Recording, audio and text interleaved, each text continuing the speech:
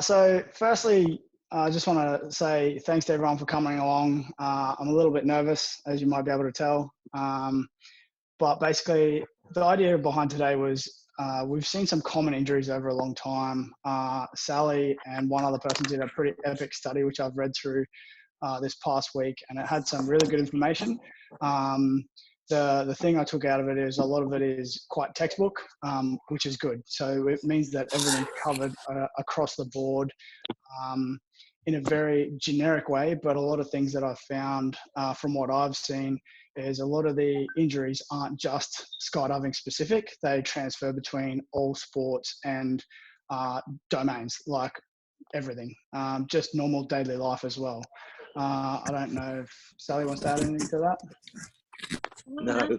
Pretty much what you just said. Cool. So basically, for those of you who don't know, a little bit of intro about me, ex-military.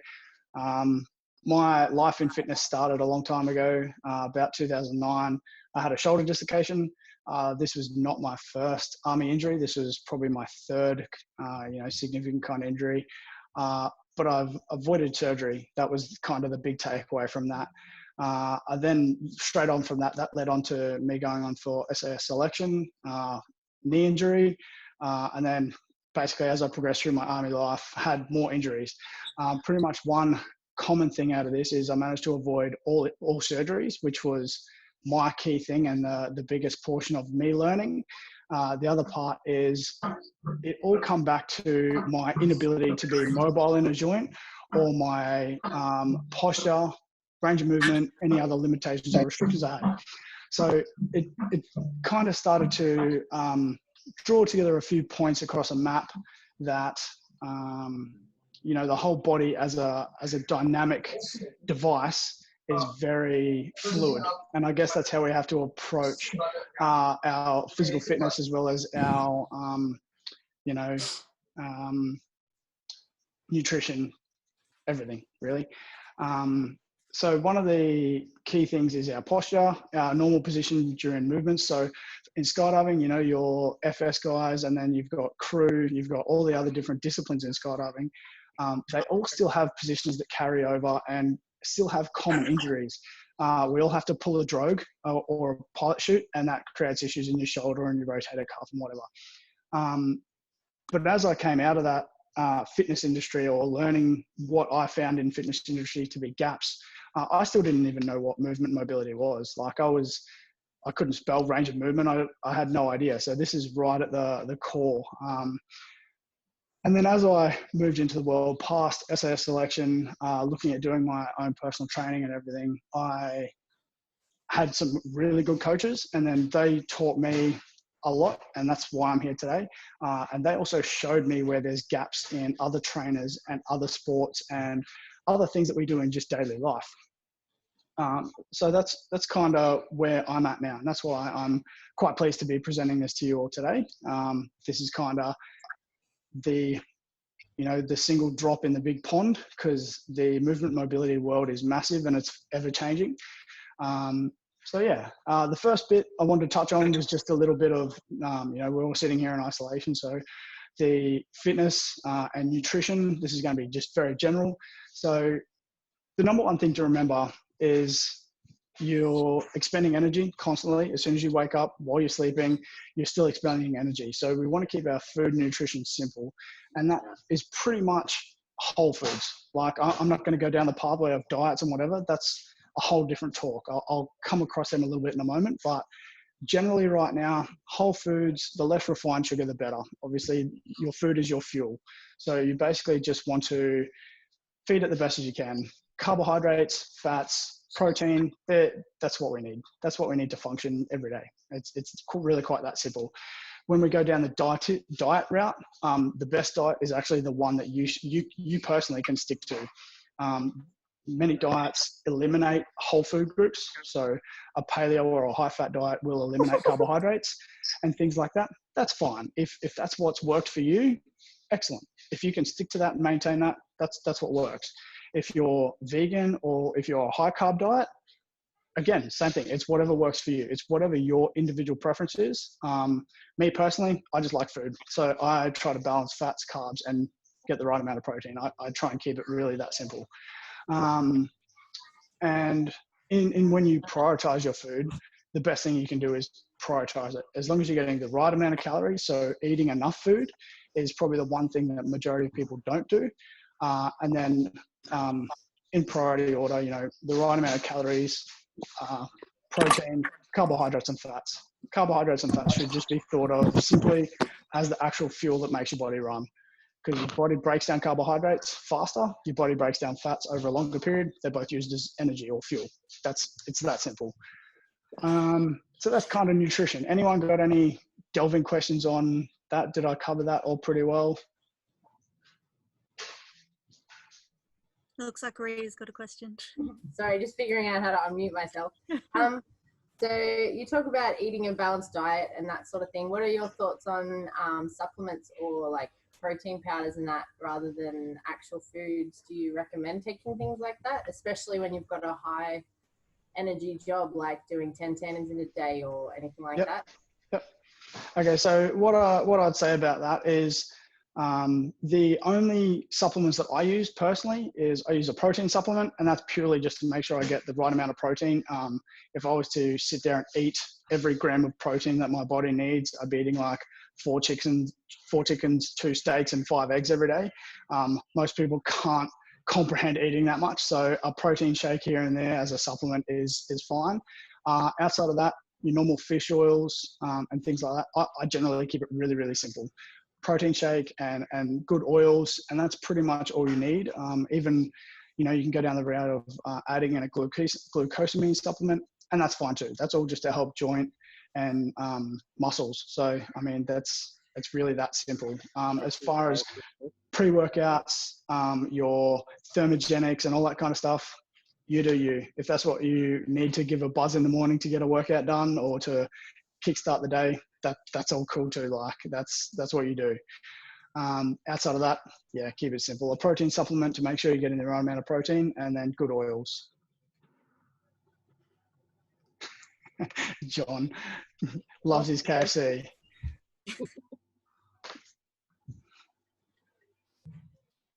Sweet. So the next bit, the stay active portion. Again, this is fitness related, but it's very generic. We all live very different lives. Skydivers, our competitions are quite sporadic. Whereas when you go into the powerlifting world or the CrossFit world, there's competitions or training methods and programs that are actually really quite defined. So for us as skydivers, just being more active every day is going to be beneficial. But keep it simple. Like the whole keep it simple, stupid principle really needs to apply it across nutrition and actual training. And basically, there's a whole big thing out there. Flick through any social media page at the moment, and there's burpees, push-ups, squats, lunges. It's all repetitive. But the idea behind all of them is literally just to keep people moving or get people moving more. If we do a simple, try and get to that 10,000 steps a day or more. That's kind of the minimum that they're saying for a non-sedentary lifestyle.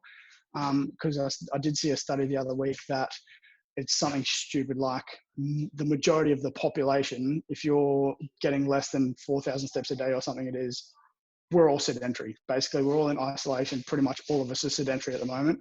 I've had days where I haven't even hit 1,000 steps and gone, oh my God, what am I doing? So that's kind of the principle of that. The benefit of staying active is your mental capacity, your mentally challenged being in isolation. And I know that for me, if I don't train for a few days, I get a bit edgy. I go and take my barbell outside, I strap on some big weights and I throw it around like a maniac. And I'm pretty sure everyone in the street can hear me. And that's fine. I don't really care too much, because for me, it's about my mental health, and throwing weights around is definitely one of the key things that helps. And just staying active and healthy, you're getting outside. Vitamin D is the cheapest and easiest vitamin to get into your system. And it's right there, it's outside. Go for a walk, go for a run.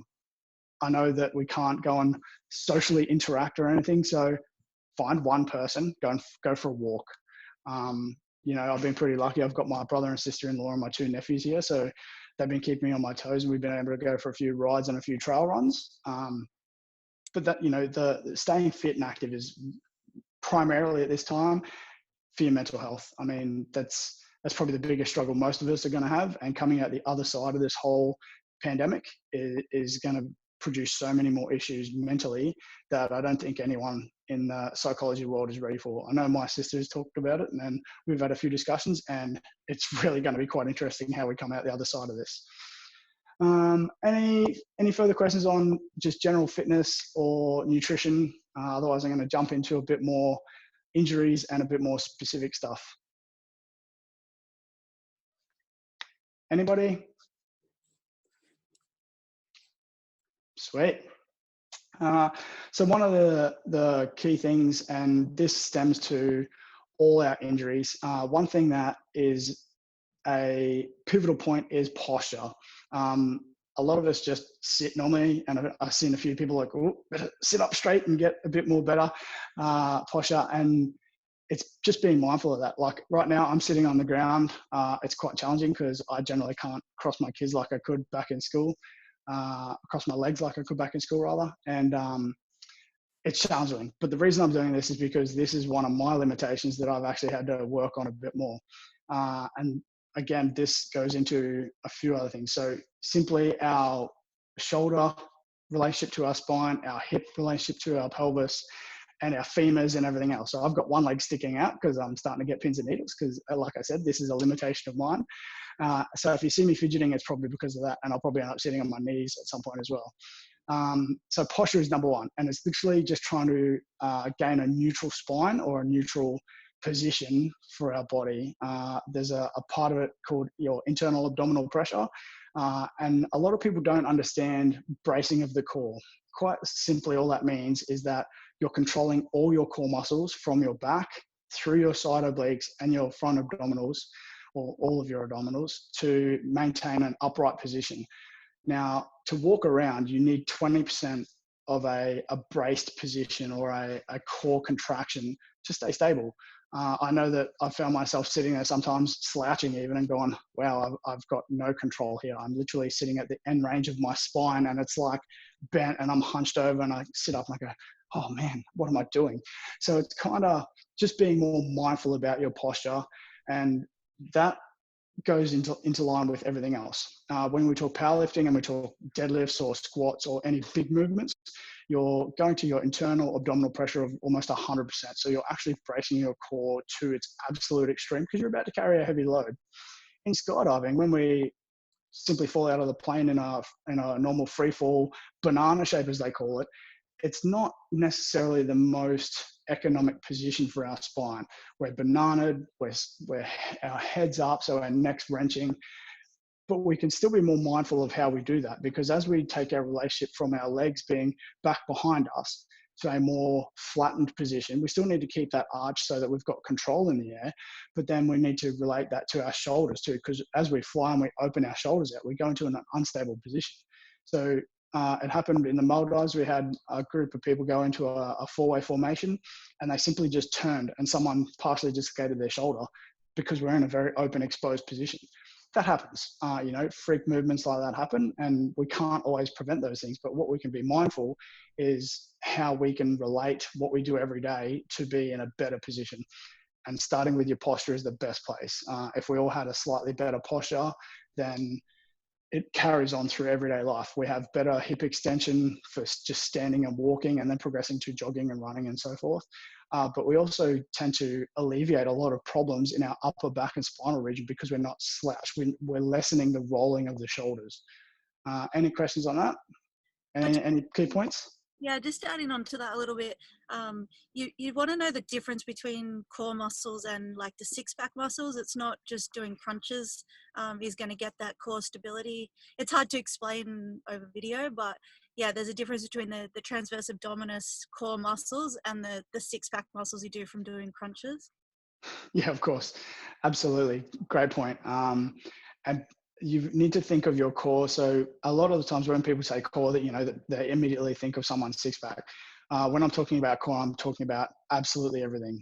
Everything from your six-pack muscles to your erectors down your spine that keep you mostly vertical.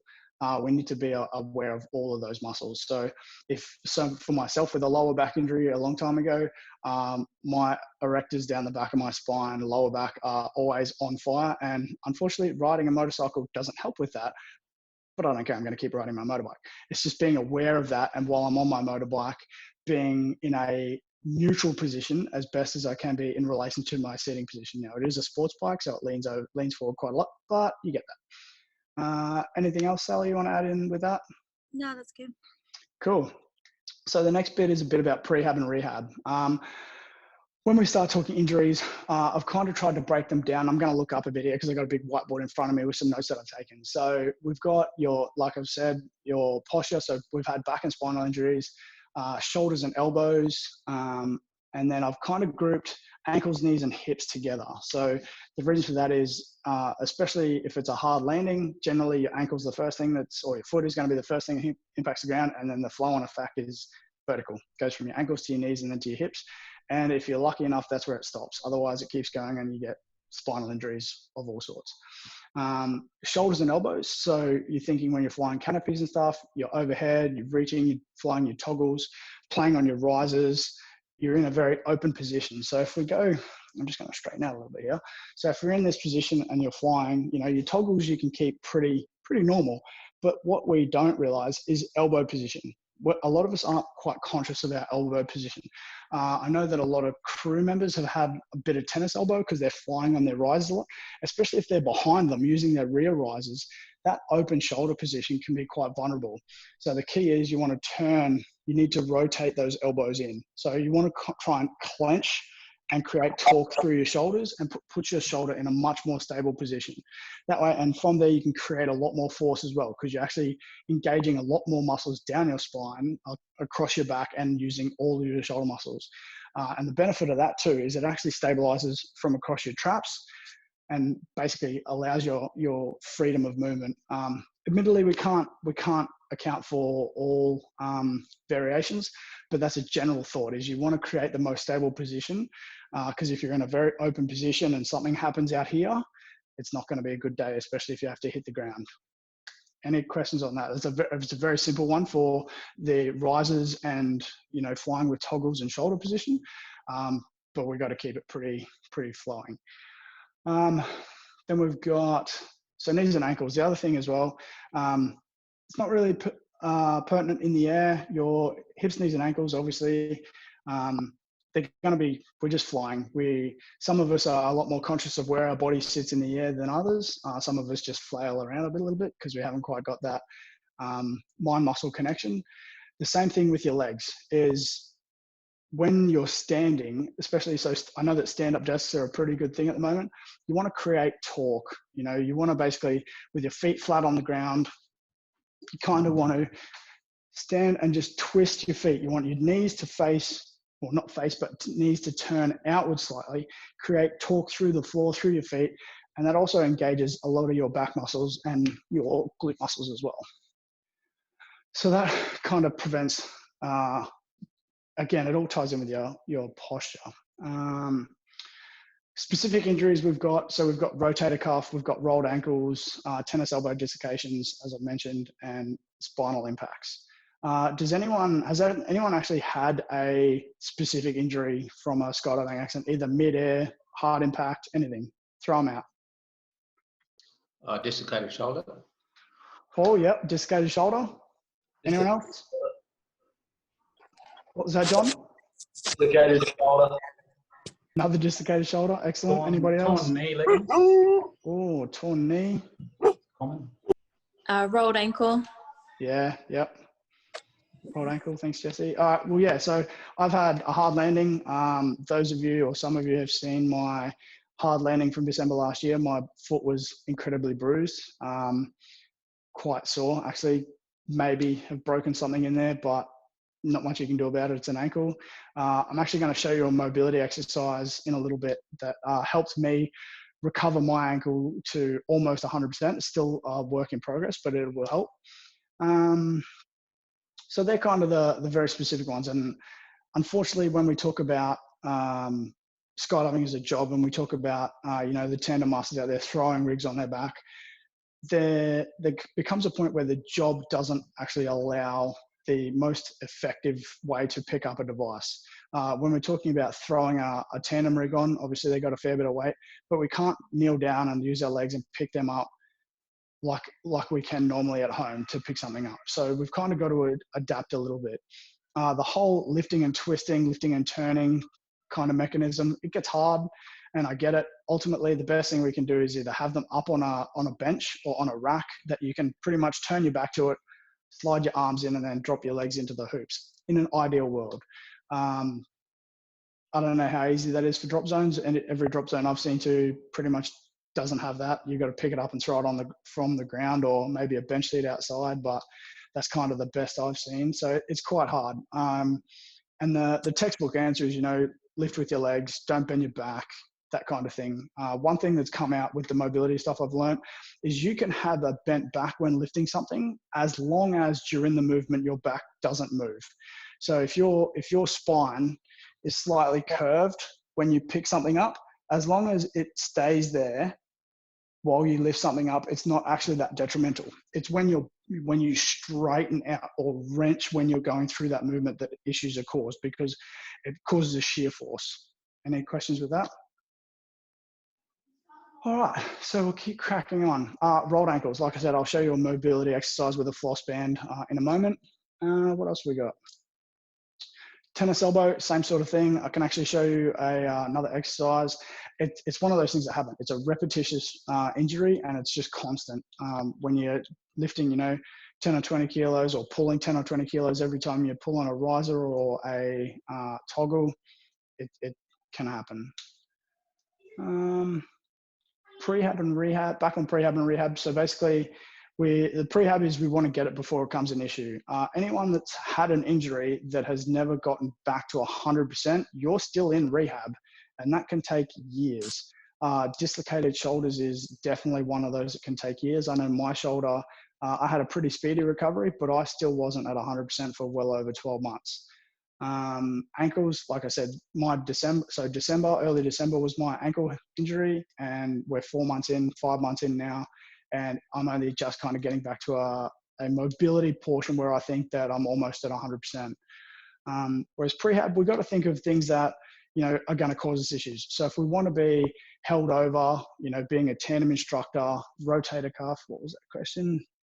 Someone's just put a question up. What's the best way to avoid tandem rotator cuff shoulder issues?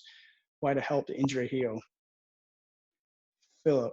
So the best way to avoid the injury is basically to have better conditioning.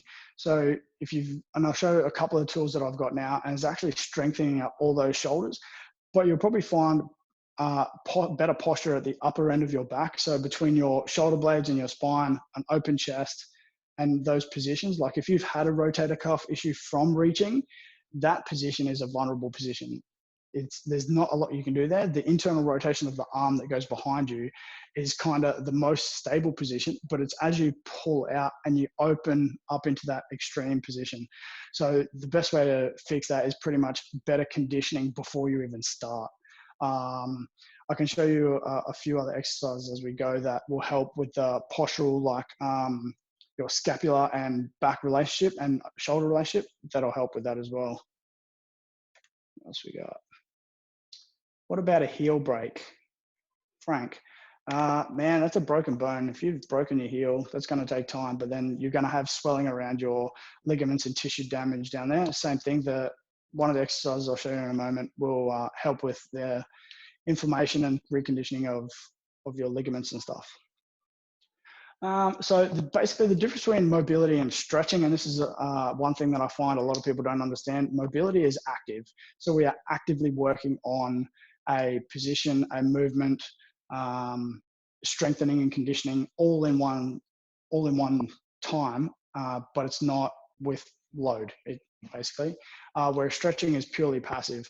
Sitting there stretching, you're allowing your muscles to lengthen, and all the studies that I've read and heard have basically said that stretching should be done after active exercise. purely because it sends signals to your muscles to relax. That's kind of the wind down. So that's why stretching before a workout or stretching in its passive sense prior to lifting loads or conducting work should not be done. And the better thing to do prior to work is work dynamically. So, you know, you see all these dynamic flow from yoga and these sorts of things. That's kind of what we should be doing. Squats and, you know, lunges and that kind of stuff should be done prior. Sally. Oh, sorry, that was something. That was for Phil. Okay. All right. So what do we got here? Hang on 1 second.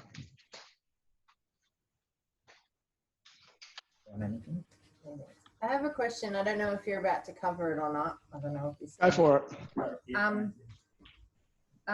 So you talked about stretching's better to do afterwards, but do you have any stretching or exercises before or after a day of jumping to prepare yourself for?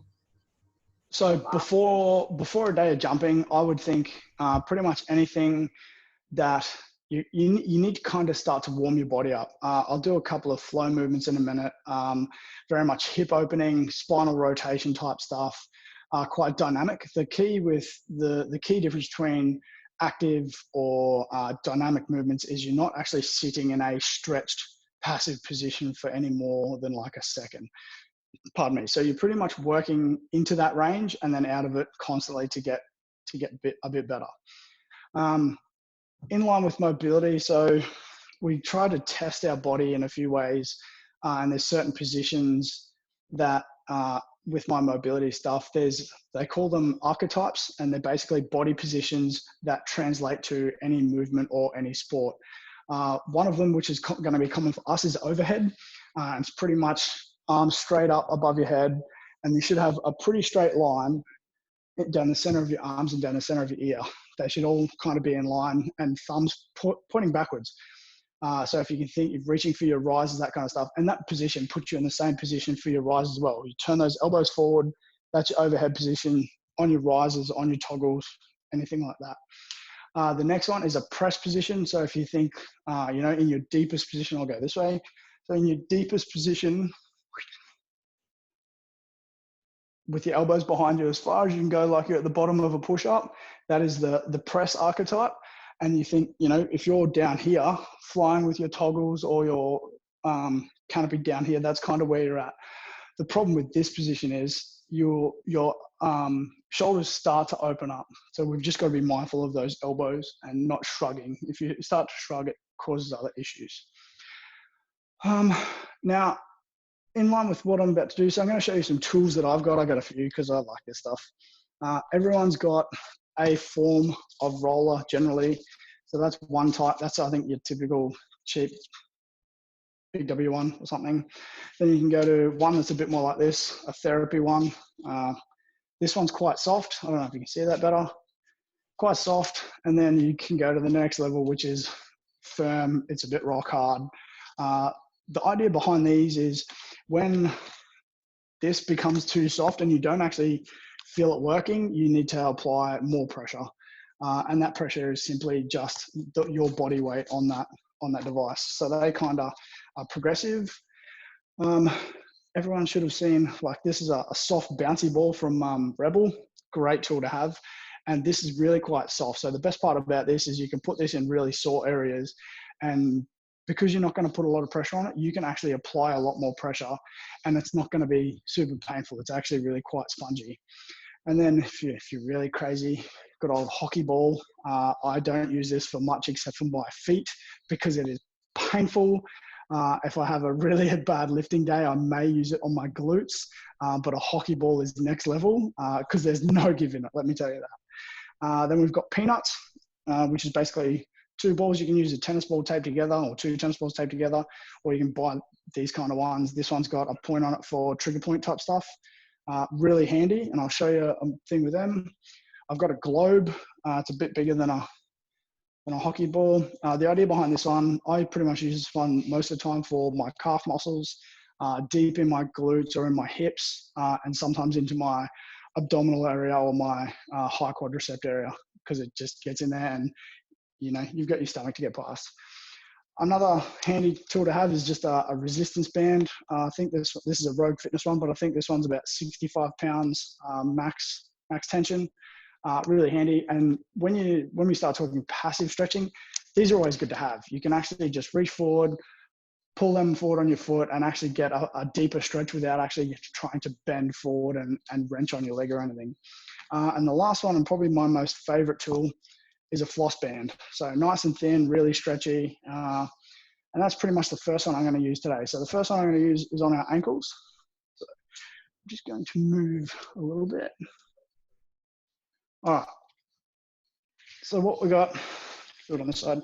So there's two ways to apply this. You can either apply pressure circumferentially, so around your whole foot, or you can apply tension on one side or the other. So what I'm going to do is I'm just going to nice and loosely wrap it over the top. And then I'm going to apply a 50% tension along the bottom. Then we go over the top 50% and down the bottom, and you just keep wrapping it up. Encapsulate your Achilles as well.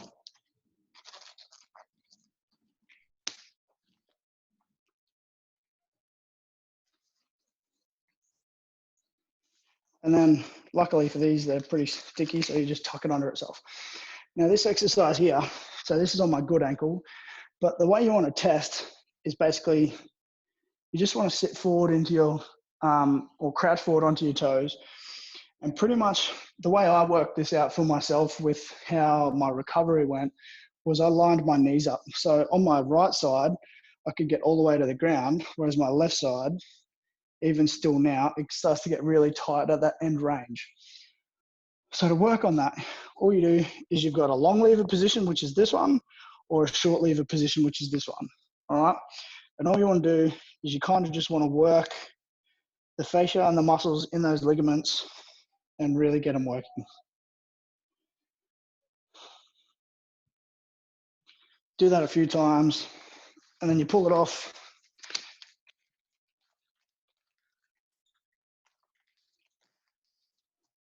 And then we retest.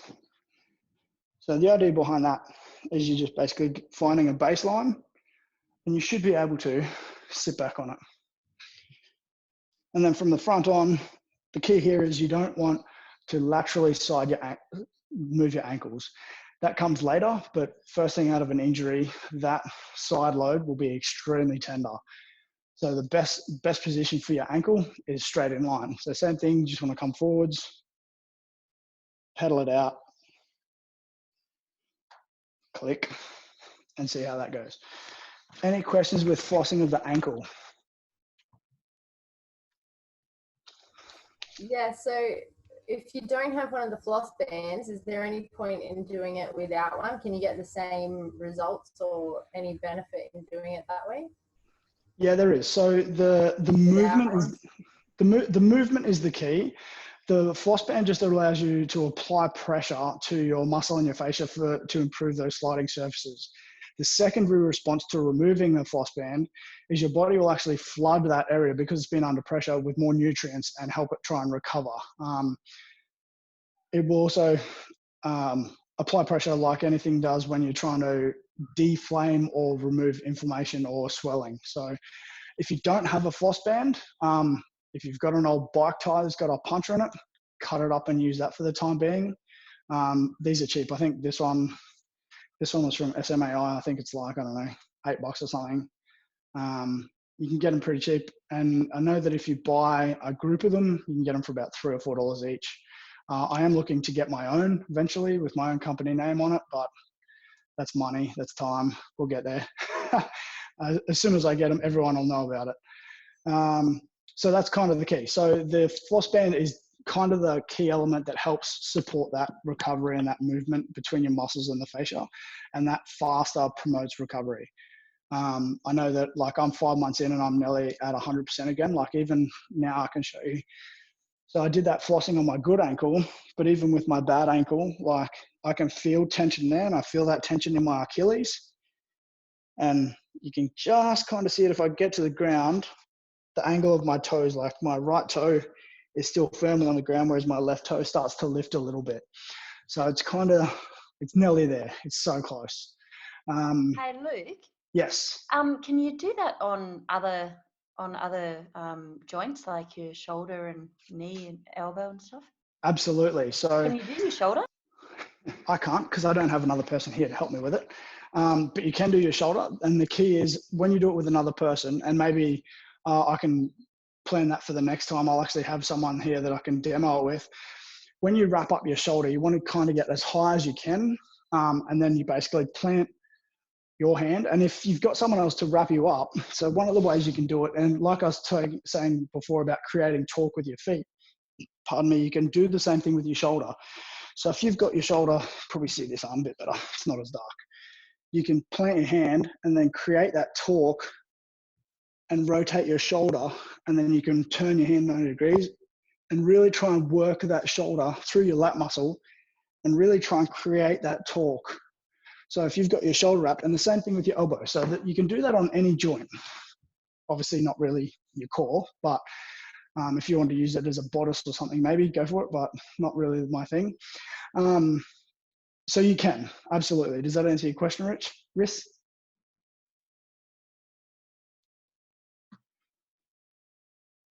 Yeah, sorry, I'm a bit of a tech retard. Yes, thanks. Awesome.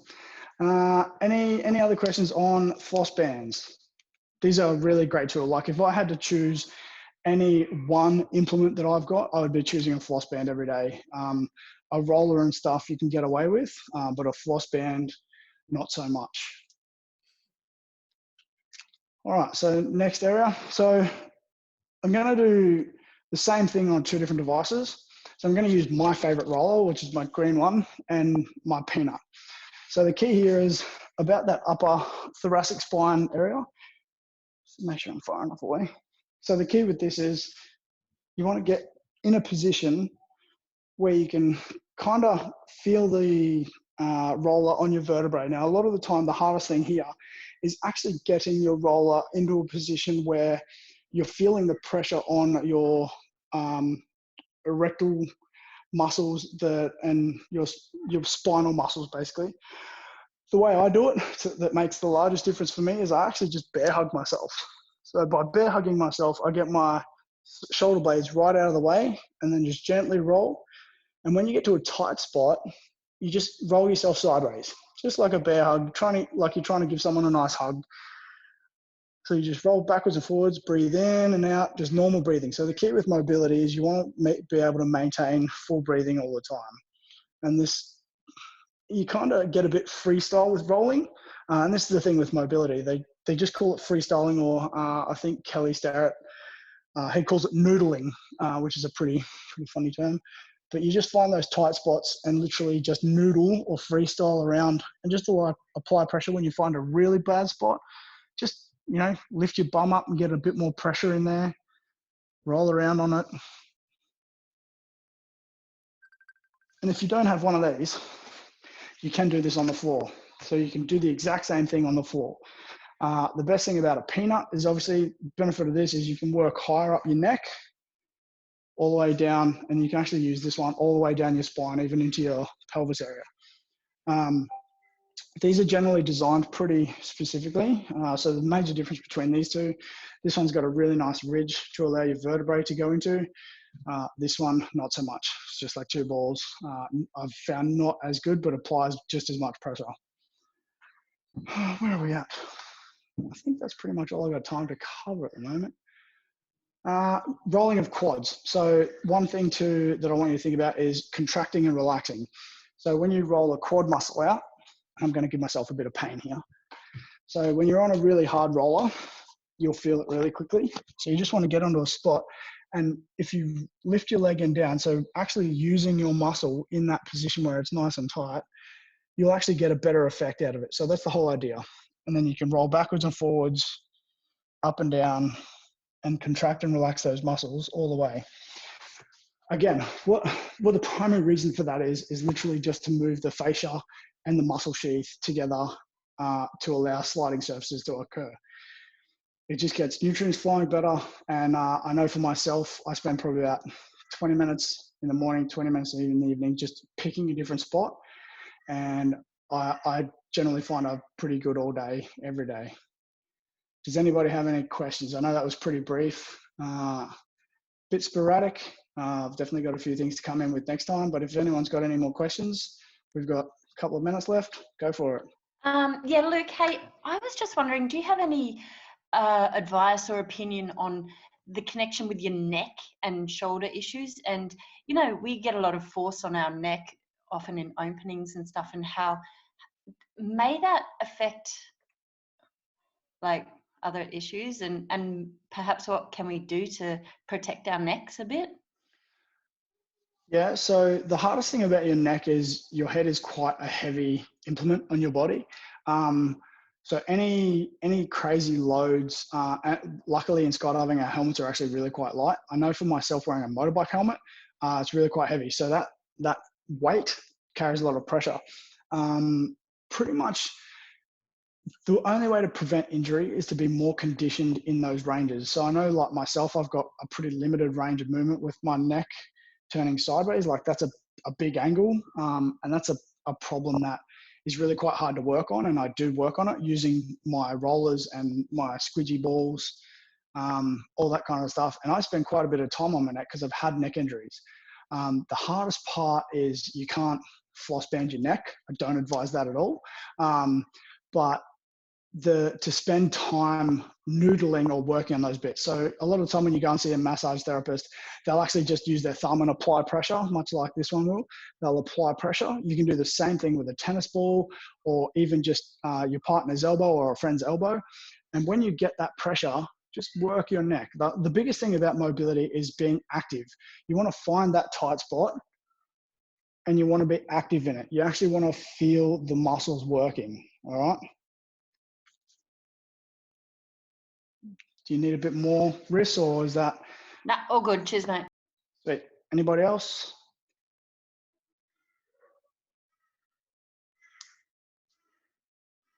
Any questions? Anything generally of what I've covered so far this afternoon? I hope that this is going to be not the last one. I actually want to do a few more of these. This was a very general idea. This one, there's a lot to cover. The fitness world, nutrition world, and movement mobility is absolutely gigantic. If anybody's got any questions specifically about injuries or problems that they've got, send me an email, send me a message on Facebook, go for it. I'll do my best to actually get a bit more in-depth information about your injury or the position and find out specifically what I can do to help you, and give you some ideas around that. And where can people find you? Do you want to? Yep, so I'm on Facebook, Instagram. It's just me, Luke Everett, on both, or my website is limitlessmovement.co, and it's Limitless Movement Oz on Instagram and Limitless Movement on Facebook.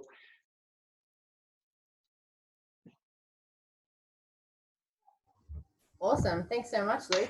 That No was worries. really good. Awesome. Thanks very much, guys. Cheers, mate. Excellent. Thank you. Cheers. Thanks, Lukey. Thank you. Cool. So yeah, limitlessmovement.co. Sally, do you have stuff you'd like to add or say? Just yeah, if anyone's got like tandem type injuries or want to recover from that, to check out the study that we did as well. It's on the APF website on the resources page. I just found it. I found it kind of hard to find, but it is there. Yeah, we're currently working on the website at the moment. That's a work in progress. It is a little bit all over the place, but yeah, you can, if you earn your members thing, you can click on members publications, and if you scroll down, you'll find it in there as well. What was the publication called, Sally? It's called the APF tandem injury prevention, I think. Cool, thanks. I'll have a look for it now. Yeah, sweet. It's called APF Injury Prevention Exercise Program. There you go. Thanks, Luke. No worries. What kind of stuff did you study? What I haven't read it, to be honest. What does it involve? We just go through the movements that you need to do or that you do in tandems, from inside the plane, gearing up the passenger, or like hooking up the passenger to getting out of the plane, drogue throw, handy cam, and then flying the parachute, putting the parachute down on the ground, just all the movements you do, and how to train and prepare to be stronger than you need to be for those movements so you don't get the injuries. Like Luke was saying throughout that, you know, conditioning and prehab type things is the most beneficial, besides trying not to get the injury and then rehab it, trying to be prepared for the job and yeah, be fit and healthy, I guess. Yeah, it's hard because the body's such a dynamic piece of equipment. You know, like I know for myself, especially early days, knew nothing about strength and conditioning, knew nothing about correct technique when I was, you know, in the army, and how we did things. They did how to lift things properly, bend your knees, you know, use your legs, not your back, and that's kind of where it stopped. So as soon as you start applying that to everything, you soon find there's gaps. With everything we do, you know, and picking up a rig is a perfect example. I know I'm personally throw my rig over my back, and tandem rigs are a lot heavier. So I know that there's a bit of a disconnect there, but we got to work with what we got. So we're better off to prehab our bodies and be a bit stronger and a bit more dynamic and fluid in our movements than having injuries. I think one thing that I found after doing thousands and thousands of tandems is all the muscles that we use doing a tandem are strong and healthy and fit. And then I go and have a game of tennis and I can't walk the day after. Yeah, absolutely. So I don't know if you guys can comment on, you know, you're keeping these muscles fit, but you also got to remember about all the other ones as well. So I think that just comes back to the whole active lifestyle thing. You know, we as skydivers and tandem instructors, we're pretty active in that. You know, we spend a day at the drop zone, and you know, for tandem instructors, they're in and out of the plane all day, throwing people out, which is awesome. I love it. One day for me, maybe. But a lot of people don't carry that over into the daily life. I know for me that being more active every day in everything I do, it translates. I love to play a game of golf. I'm rubbish at it, but you know, and that uses so many more muscles playing golf that I'm not used to. The whole rotational force through your spine. I've got to spend a few days prior to even playing a game of golf to get ready for it, because otherwise I'm going to walk away and not be able to, you know, do anything for a couple of days for that exact same reason. So it's kind of, you got to take that holistic approach and approach everything in that kind of manner. So as much as we work certain things every day, there's other things that don't, and they're kind of the areas that we need to focus on. And that's why mobility is very a fluid kind of method. You know, if you find a tight spot, work on it. One of the things that they talk about is if it's not in the right position, put it in the right position. If it's not mobile, make it mobile. So it's kind of taking that approach to everything we do, and going from being a tandem instructor and then playing tennis, that's completely opposite ends of the spectrum. Yeah, and just adding functional exercises, functional training, like total body exercises to your workouts each day as well, not just sports specific. You can just do more of an open kind of workout to keep your body strong. Do you guys have would you recommend trying to keep your shoulder sort of, you know, in that down and back position even while your hands are above your head while you've got your toggles, or do you just let your shoulders relaxing and go up where around your ears? Do you want that, Luke? Or, I mean, you want to set your shoulders so they're active. Your muscles are active, which your muscles are protecting your joints. So if you're just letting your shoulder free and trying to fly like that without really engaging your muscles, then you're putting your shoulder in those positions that are a bit more likely to have injury with nothing supporting it. So yeah, definitely bringing your shoulder, using your lats and bringing your shoulder down and setting your shoulder there for sure while you're flying. Absolutely. The key is to be more active. I mean, that down and back position is a very textbook way of just defining be active, you know, actually fly aware of what your arms and your limbs and everything are doing. That's it. So down and back, yeah, generally. I know some people don't have the ability to get into that position because they've got a really kyphotic or really rounded upper back. You know, and that's where we try to work on that as one issue, but being active in their shoulders is another. I just threw up a YouTube link for a 10-minute rotator cuff stretch that I'd been doing for about the last 3 months before we stopped jumping. That really, my shoulders started feeling it from tandems, and I started doing this. It's 10 minutes, 3 or 4 times a week, and I found it really useful. I don't know. You might have a look at it, Luke, and say it's I'll have a look. Let me know, or anyone else. I'll have a look. Have a look. It's just a few light dumbbells is all you need in 10 minutes. Yeah, well, even just anchoring a band, like and a lot of them are those external rotation kind of exercises, or internal rotation, or lateral engagement exercises. And realistically, it's coming back to being active. So even just arm weight, like just your own arm's weight rotating in and out is going to be actively engaging that mind muscle connection and drawing those pathways. And I guess that's the hardest thing is, once there's an injury, rehab takes 10 times longer than prehab. If we're more active every day, then the chance of injury happening is going to be a lot less. And if it still does happen, the rehab is going to be faster because we're active already. Like we've drawn those mind muscle connections. We've mapped those pathways for our body to work with. So when we start doing those rehab movements, it goes, oh yeah, I know this stuff.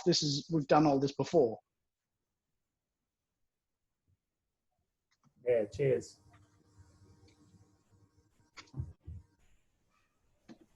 Awesome. Anybody got any other questions or anything they want to add or comment on? I'm a bit over doing tandems, but one of the greatest stresses on a tandem master is landings. You got anything to say about that? Sally, do you want to start with this one? Yeah, I mean that's a hard one, because a lot of that is technique, especially for tandems. Well, for tandems, I would say unless you can stand it up like without taking a step, then I would never stand it up. Either sit down or slide along the ground, because it's when you've got the weight of your customer on the front of you, the weight of the rig on the back of you, and you're trying to run out or take a couple of steps on the landing. That's when you're going to hurt your back, because your canopy might be taking you one way, you're twisting, you're bending, you've got weight everywhere. It's just, I would say technique more, just sliding it in rather than trying to run it out or stand up or look cool. I think and obviously not speaking from actual experience myself, because I'm not a tandem master, but from what I've observed, the hardest thing I ever seen was tandem instructors stand up or try and stand up with their client on the front when their client's ready to sit down, because the first thing they're always told is, when we're coming in for landing, legs up, legs up, legs up. But then when they go to land, they want to stand it up and their client's still got their feet up in the air, and then they're trying to stand themselves and support the weight of their client that's got their legs in the air, and not saying, you can't change the plan halfway through in my mind. So you've either got to, as Sally said, sit it down, or brief them that this is what the winds are doing, so we're going to try and stand it up. So if I say put your legs up, otherwise be ready to stand. Like, I think that's where the issue comes in, is we're briefing the clients to do one thing and we're trying to stand up, which is a completely different thing. I guess that's probably the disconnect that I've seen just as an observer for tandem instructors. But having that load forward on you is going to throw you forward whether you like. Even if you've got a great wind day where you're coming down on the spot, you still got a person hanging off the front of you. And if you're like some of the instructors that I've jumped with that maybe weigh 55 kilos and they've got a 100-kilo person on the front, that's not a good position to be in. Yeah, and we do normally, like, the briefing normally does include when there's some wind and you might be able to stand up. Normally does include if we say stand up, you can stand up. So yeah, right. But a lot, there's a lot going on in their mind, and a lot of the time they just aren't listening or kind of out to lunch a bit. So yeah, best to just sit down, I'd say, especially if the catches don't get you.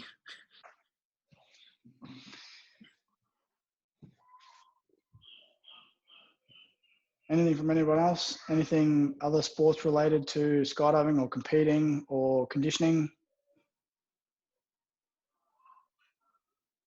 You've done a bit of competing, Luke. Do you have anything you do in particular to prepare for competition that you do differently for actual skydiving? So I guess for me, I started my first real year of competing in a different sport last year, and that was with powerlifting. My coach actually tuned in just before because her and one of the other people that I powerlifted with tuned in, which was great. So for me, my military background has definitely afforded me the ability to understand myself quite well. And it doesn't matter if I'm competing in skydiving or another sport, the first jump of the day is always the same for me. I always get a flood of adrenaline within the last couple of minutes before that door's open. So for me, it's a mind thing. And people, I know that Crush did a wicked on hold the other week about breathing, and you would be absolutely amazed at how well breathing applies in every aspect of competition. For me, that first jump of the day, I feel that flood and I close my eyes and I sit there and I breathe and I think about what I'm doing and I continue to breathe. That is like the number one thing I do. My competing in Ngambia this year was very different because I wasn't actually down there to compete. I was down there to help out with IT, and competing just became as a bonus to the week.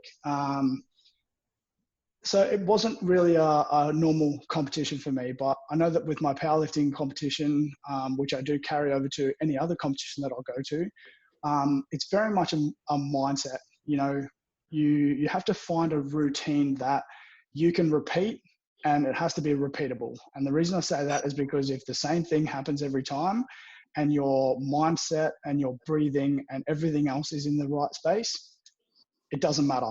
Like, it doesn't matter if it's good or bad. Everything up until that point of actually competing is all that matters, because you're not going to get stronger in the week before competition. You're not going to get a perfect jump the week before competition. All those things that you can't control, don't worry about it.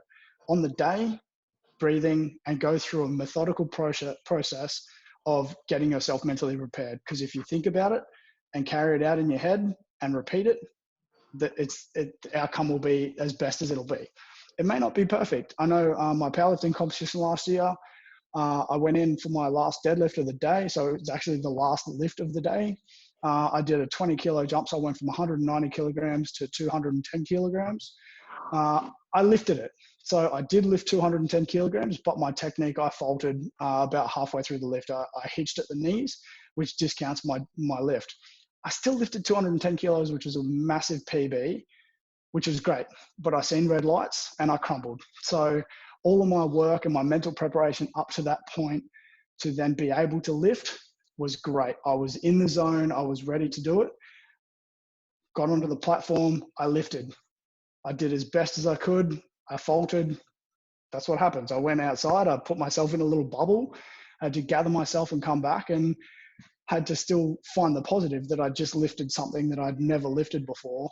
Whereas all the lifts prior to that, I went out and I was successful. So I think for me, the number one thing is to learn how you process before you get in the plane. You know, the way we go through all our gear checks, the way we get on the plane, what happens when you're sitting in the plane. For me, it's those certain heights. I'm looking at my altimeter and I'm at 10,000 feet. I know that we're still not quite ready to jump out, but that's when I get that flood of adrenaline. I sit there and I absorb it, I let it sink in, and I breathe and then run it out. Just go as hard as you can.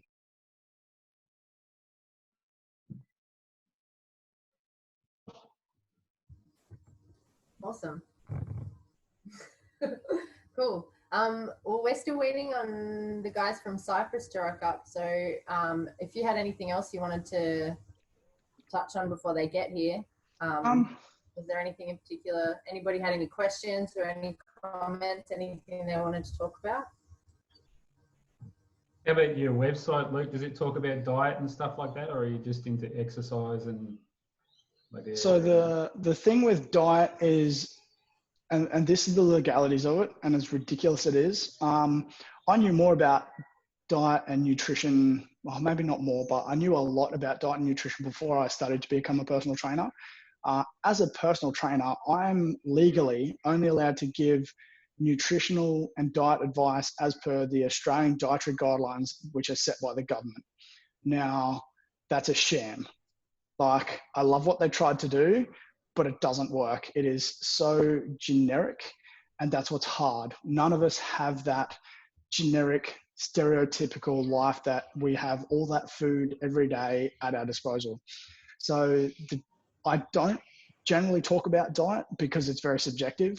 But I'm more than happy to talk with people and I've had debates in this year as well. Down at Nagambia, I had a debate with one of the judges, which was awesome, about the carnivore diet versus vegan versus paleo versus all of these others. And at the end of the day, as long as you're getting the right amount of food, the right amount of protein, the other two actually really don't matter. And there's a lot of scientific evidence to back that. Whether you eat more fat or more carbs, it's kind of irrelevant. It's the right amount of food to start with and the right amount of protein to support your muscles. And then as long as you're eating a diverse range of foods for the macro and micronutrients, you're going to be healthy. And that's the key. And the diet is the best diet is the one that you can actually stick to. So I guess that's probably my very plain stance on it. Yeah. A quick question for Sally or Luke. Do either of you guys have some cool sort of thoracic rotational exercises to show or share? Yes, I do. Sorry, and I didn't actually even get to that because I was running out of time because I was told to only do 45 minutes. But so one of the ones I do is kind of a hip opener as well, and pretty much in this kind of lunging position, just reaching. And a lot of people will see this from a yoga move, and it's pretty much taking that line of your spine and doing the full rotation. The other one is this way. Is lying face down. I don't know if you'll be able to see me, but basically scorpioning yourself sideways. Or the third is rolling under. Any questions with that, Riz? No, I'll look into those. So they're kind of the best ones that I know of.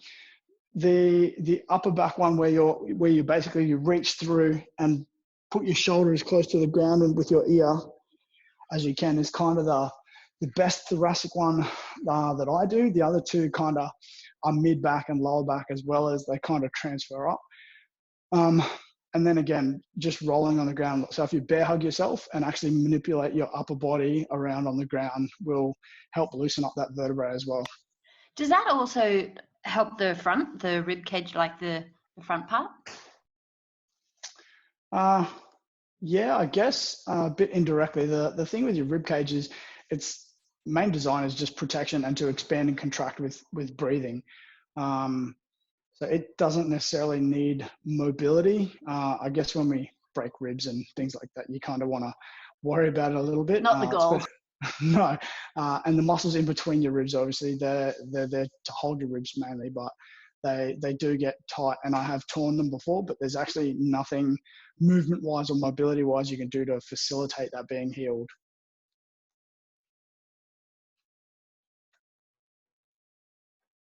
Cool.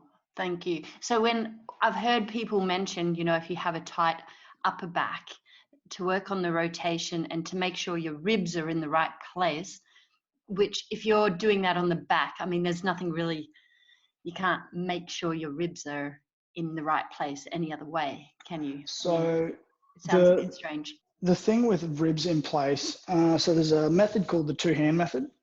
So if you're standing neutral and basically put your hands on flat planes off your chest and off your pubic bone or your pelvis, if your ribs are too high, you'll hyperextend, and if they're too low, you'll contract. So it's kind of finding that level plane, and that gives you that neutral spine. So if you're working that for your abdominal contraction, anything you do from there is maintaining that rib kind of plane, whether you're rotating or stretching or lunging or whatever. It's that kind of balance.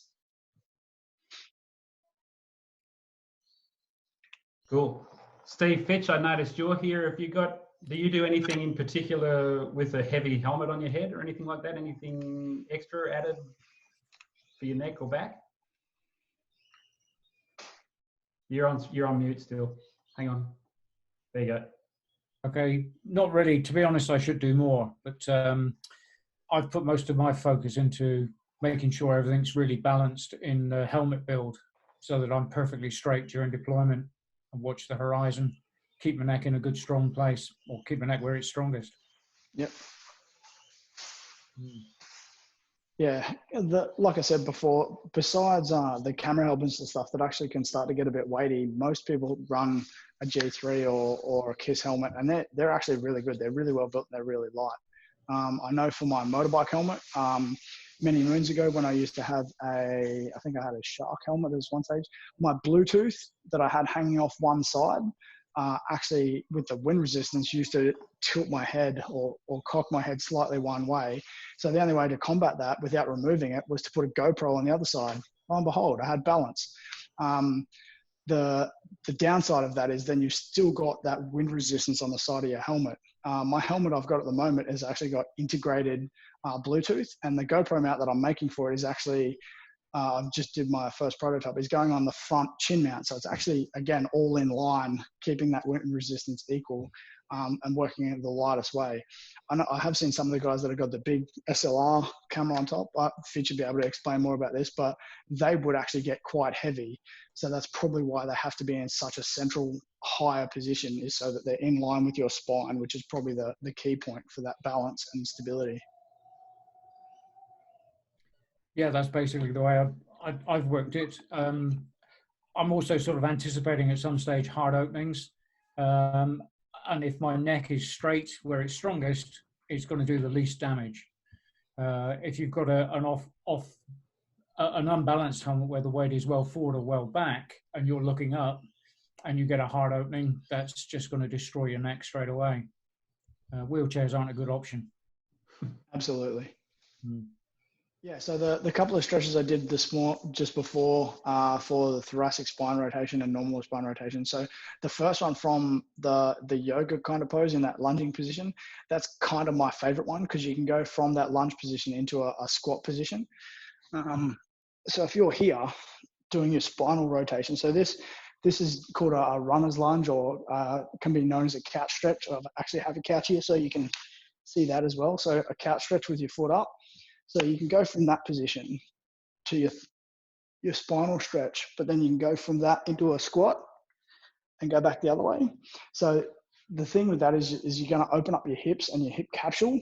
But the key with that rotation actually puts there's not a lot of pressure, but it puts a lot of rotation along your spine without actually causing any issues. So that's definitely one of my favorites. And I pretty much do that before any workout.